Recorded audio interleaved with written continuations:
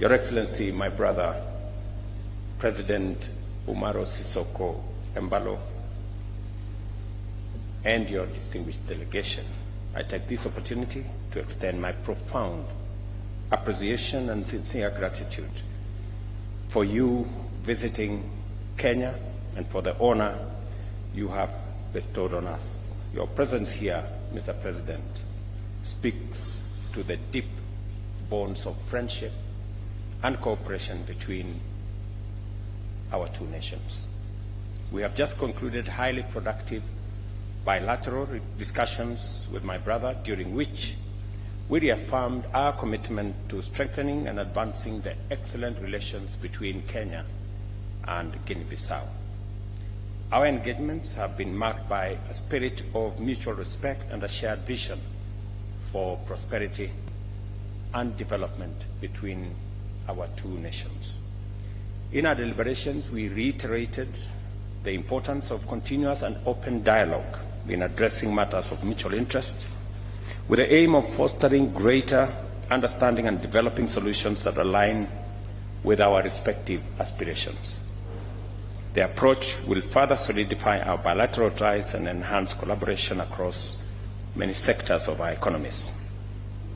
This state visit has provided a valuable opportunity to explore avenues for enhancing trade and investment between Kenya and Guinea-Bissau.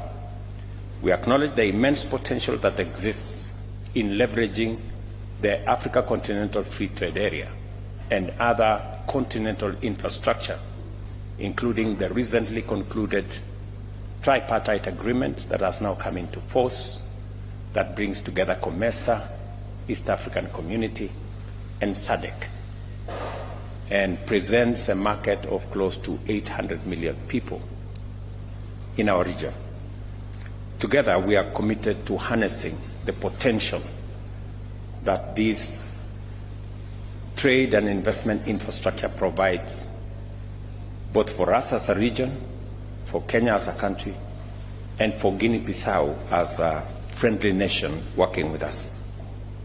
At the continental level, we engaged in discussions on critical issues of common interest. And I want to thank my brother for his commitment to the partnership between Kenya and Guinea-Bissau. We have discussed how we can provide opportunities as Kenya for students from Guinea-Bissau to benefit from the education facilities that exist in our country, in areas of agriculture, in areas of trade, in areas of tourism, and in other areas that Guinea-Bissau will share their requirements. And the ministers from Kenya and Guinea-Bissau will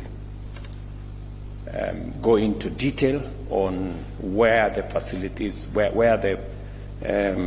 scholarships will target, which universities, which colleges, so that we can share the experience that we have as a country that has positioned itself as a major agricultural country in our region. We have also discussed areas of cooperation, including His Excellency's participation on Monday on the assignment that I was given by the Africa Union to overlook the reform of the institutions of the Africa Union Commission, to align the Africa Union Commission together with the regional economic blocs, and to provide for sharing of responsibilities, the fashioning of the African Court of Justice to provide the necessary legal infrastructure and to provide a mechanism for resolving disputes and issues that arise between the institutions of Africa Union and also between different nations, and also to align the place of the Pan-African Parliament so that it can be organized in a manner that is fit for purpose to prosecute the issues that are important to the people of this continent, realizing the importance of organizing ourselves as Africans in the Africa Union Commission so that we can position our continent appropriately to take advantage of the opportunities of the 21st century in unlocking the tremendous potential, resource potential in our continent, minerals, energy resources, the human capital that exists in our continent, the trade opportunity and investment opportunity that a market of 1.4 billion people gives. And therefore, we will be engaging with other heads of state on Monday, and I want to thank my brother for taking time to provide his insights, his ideas, and his thoughts on how we can do this better. I also have taken the opportunity to brief my brother, President Embaló, on the security and peace initiatives that Kenya is engaged in our region. I have briefed him that there is an ongoing South Sudan mediation process that is underway right here in Nairobi, and we are looking at how we can bring this to conclusion in the next few weeks or in the next month or so.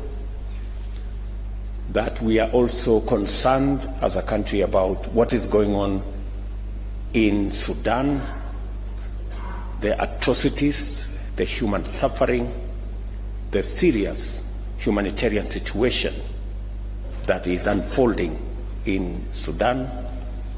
And yesterday, I briefed my brother that I got a special envoy sent by General Burhan of the Sudan on how Kenya can assist in sorting out the situation, the dire situation in Sudan. And I've shared this with my brother, how as African leaders we can bring more to bear in sorting out the challenges that face our continent. I have also briefed my brother of my engagement with the President of Angola, who is currently the chair of the initiative on the resolution of conflict in Eastern DRC, a situation that is also degenerating, according to reports, recent reports, something that is of concern to all of us as leaders in this continent. And I have asked my brother to use his friendship and influence to see what we can do together around the situation in DRC. And of course, the situation in Somalia and the steps that are being taken so that we can transition from ATMIS to the new arrangement that is under the Africa Union. These are some of the discussions that has informed my conversation with my brother here, because we believe that to be able to unlock the potential that exists in our continent for industrialization, for job creation, for unlocking the potential of the resources that exist in our continent, peace and security must be front and center, because there can never be any investment of trade in an environment of conflict and insecurity. Allow me, Your Excellency, to conclude by giving you my assurance and that of the government and people of Kenya of the friendship and partnership between Kenya and your great country, and to thank you most sincerely for supporting Kenya's candidature of the Africa Union Commission, as I informed you earlier last year, and to in a very special way recognize your efforts in not only supporting the Honorable Raila Odinga, but also canvassing support for him in Western Africa. We very sincerely thank you, Mr. President, for that friendship and brotherhood that you have demonstrated. To assure you that this is your other home,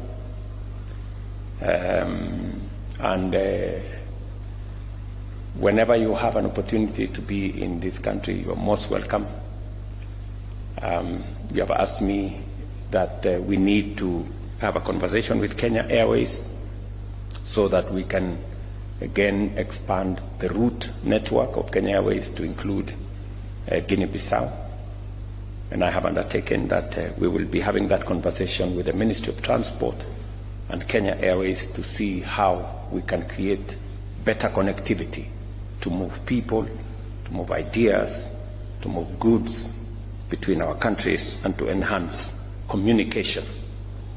between the West and East and between Kenya and Guinea-Bissau. Once again, I extend my very heartfelt gratitude to you, Your Excellency, for your visit to Nairobi and for the fruitful and insightful engagements we've had, and I look forward to continued collaboration between our two countries. I thank you.